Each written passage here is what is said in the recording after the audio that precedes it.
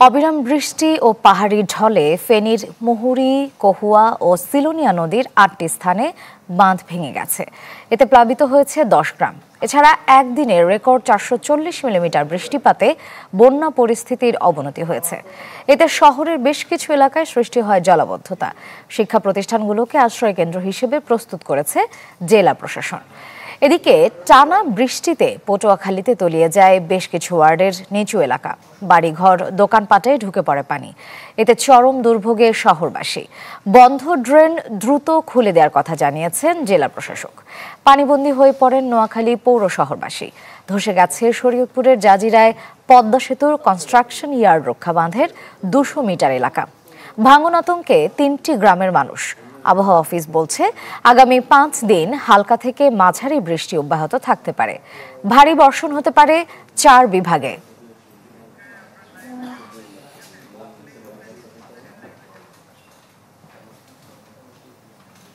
সজন CPVC pipe বাংলাদেশের ১ নম্বর NSF certified CPVC brand. এ নিয়ে আরো খবর জানাতে ফেনী থেকে যোগ দিচ্ছেন দিলদার হোসেন স্বপন।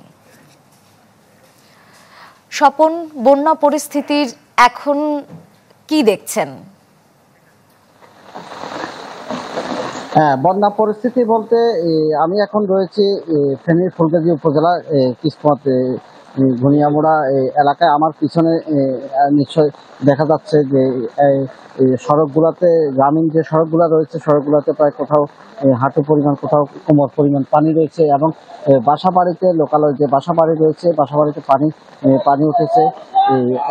কিসমত, ঘুনিয়ামুড়া, বাসুরা সহ পরশুরাম, ফুলগাজী প্রায় ১২ থেকে ১৪টি গ্রাম প্লাবিত হয়েছে। তবে মুহুরী নদীর পানি বিপদসীমার উপর দিয়ে প্রবাহিত হচ্ছে বলে আমাদেরকে জানিয়েছেন।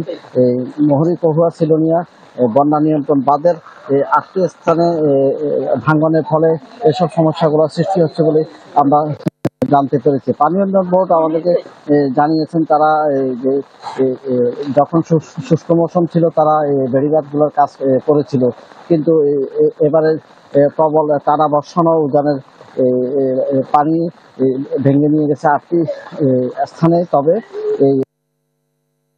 তারা আবার ভাঙনের কাজ শুরু করবেন। এদিকে জেলা প্রশাসনের পক্ষ থেকে এই আশ্রয় কেন্দ্র হিসাবে যে লোকালয় যে শিক্ষা প্রতিষ্ঠানগুলো রয়েছে, শিক্ষা প্রতিষ্ঠানগুলোতে ওখানে আশ্রয় নেওয়ার জন্য তারা বলেছেন যদি প্রয়োজন হয়। কিন্তু স্থানীয় লোকজন এই আশ্রয় কেন্দ্রগুলোতে আসতে চান না, তারা শেষ মুহূর্ত পর্যন্ত অপেক্ষা করতে চান। এদিকে উজানের বৃষ্টিপাত, ভারতের দিকে বৃষ্টিপাত যদি কম হয় তাহলে এদিকে পানি কমে যাবে। তবে এখানে ফেনীতে এখনো বৃষ্টি হচ্ছে।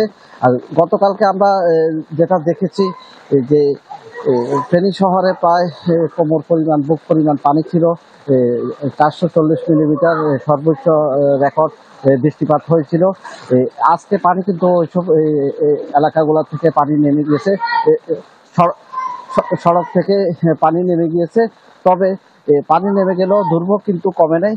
সড়কের যে জলাবদ্ধতার যে বিষয়টি রয়েছে, পৌর প্রশাসক আমাদেরকে জানিয়েছেন যে এবার পানি নেমে যাওয়ার পরে তারা কোন কোন স্থান দিয়ে পানি আটকা পড়েছে তারা সে আলোকে কাজ করবেন। কিন্তু স্থানীয় যে পৌরবাসী রয়েছেন, পৌরবাসী আমাদেরকে জানিয়েছেন যে প্রতি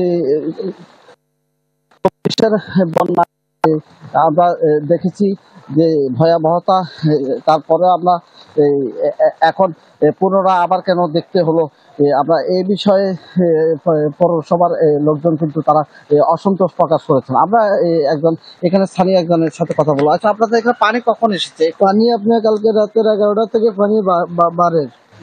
মানে আমরা বাড়ি ঘরে থাকতাম পারি না, পানি বেশি হয়ে গেছে। আমরা যাতে হইব, আমরা পানি কারণে পানি দেওয়া থেকে পানি এসে ২৪ এরকম পণ্য হয়েছে, এরকম পণ্য আবার হইব মনে দেখা যায়। এখানে তো রান্না পানি করতাম পারিয়েন না। আচ্ছা, আপনাদের অবস্থাটা কি? আমাদের অবস্থা ওই একই হয়ে গেছে। আমাদের এখানে রাত্রে 11টার পর থেকে পানি বাড়তেছে। এখন খাওয়া দাওয়া মানে রান্না করার জায়গা নেই। যেমনটি বলছেন এখানে স্থানীয় যে লোকজন রয়েছেন তারা বলেছেন যে এখানে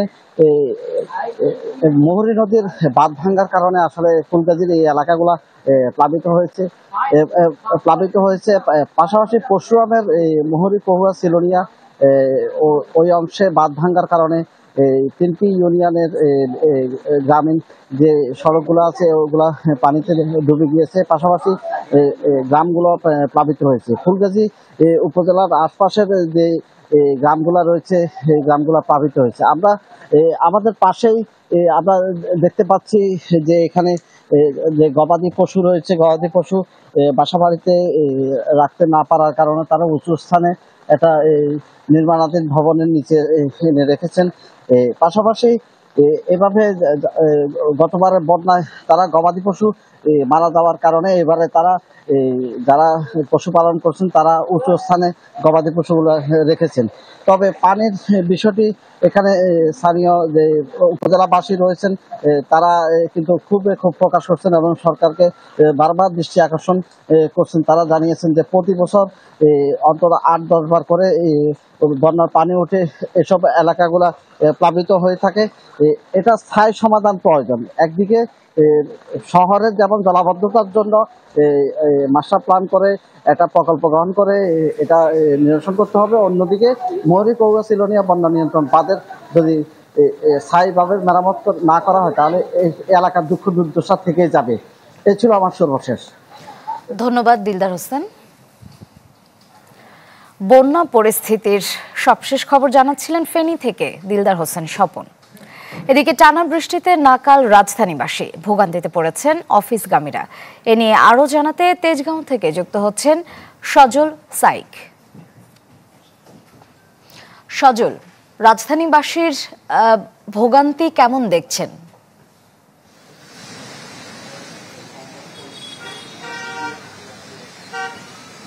আসলে রাজধানীবাসীর ভোগান্তি বলতে চরমে, কারণ আমরা যে জিনিসটি লক্ষ্য করেছি গতকাল থেকেই কিন্তু বৃষ্টি হচ্ছে, কখনো মাঝারি কখনো বা ভারী বর্ষণ। এই ধারা কিন্তু অব্যাহত রয়েছে গতকাল রাত থেকেই।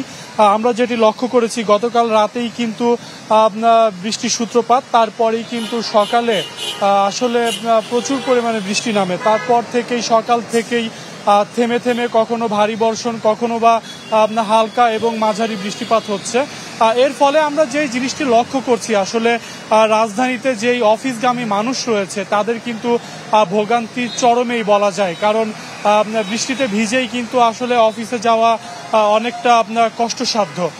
এছাড়া যদি আমি বলি যে আসলে আমরা আবহাওয়া অফিসের সাথে কথা বলেছি, আবহাওয়া অফিস থেকে যে জিনিসটি জানিয়েছে সেটি হচ্ছে রাজধানী ঢাকায় গত 24 ঘন্টায় আসলে 45 মিলিমিটার বৃষ্টিপাত রেকর্ড করা হয়েছে।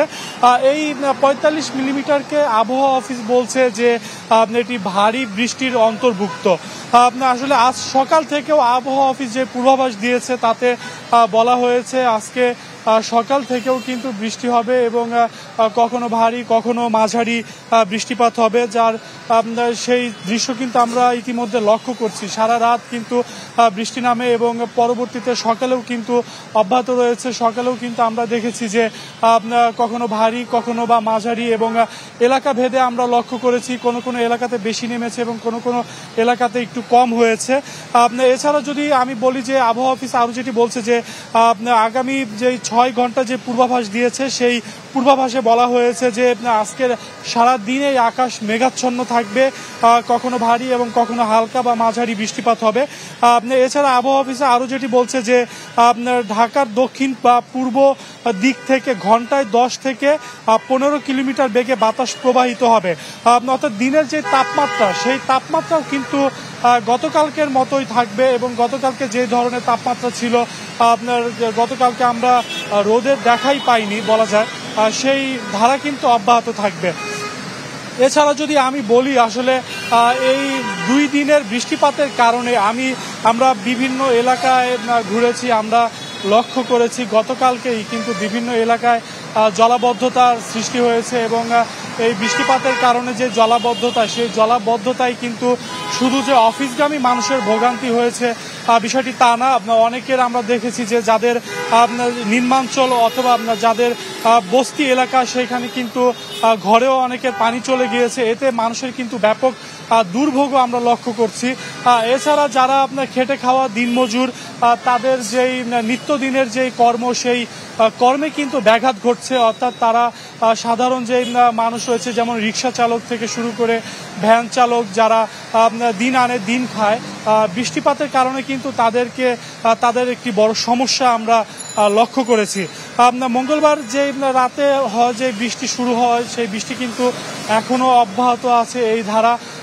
আসলে এই আবহাওয়া অফিস আরো যেটি বলছে যে এইভাবে বৃষ্টিপাত কিন্তু আরো কয়েকদিন থাকবে এবং তাপমাত্রার যেই পরিস্থিতি, সেই পরিস্থিতিও কিন্তু আসলে এই গত 2 দিন যেমন ছিল ঠিক এমনই হবে। এই অবস্থায় যে আসলে আবহাওয়া অফিস আমাদেরকে আরো যেটি বলছে যে মৌসুমী বায়ুর অক্ষের বর্ধিতাংশ যেই ফলে যেই বৃষ্টিপাত সৃষ্টি হয়েছে, সেই বৃষ্টিপাত কিন্তু অব্যাহত রয়েছে। আসলে মোট কথা বলা যায়, আসলে 2 দিনের যেই বৃষ্টিপাত, সেই বৃষ্টিপাতে যেমন রাজধানীবাসীর নাকাল অবস্থা, জলাবদ্ধতা রয়েছে এবং অফিসগামী মানুষের ভোগান্তি রয়েছে। আবহাওয়া অফিস বলছে এই ধারা আরো 2 থেকে 3 দিন অব্যাহত থাকবে। রাজধানীতে আবহাওয়ার এই ছিল আমার কাছে সর্বশেষ। ধন্যবাদ সজল। 2 দিনের টানা বৃষ্টিতে জলাবদ্ধতা এবং রাজধানীবাসীর দুর্ভোগের খবর জানাচ্ছিলেন সহকর্মী সজল সাইক।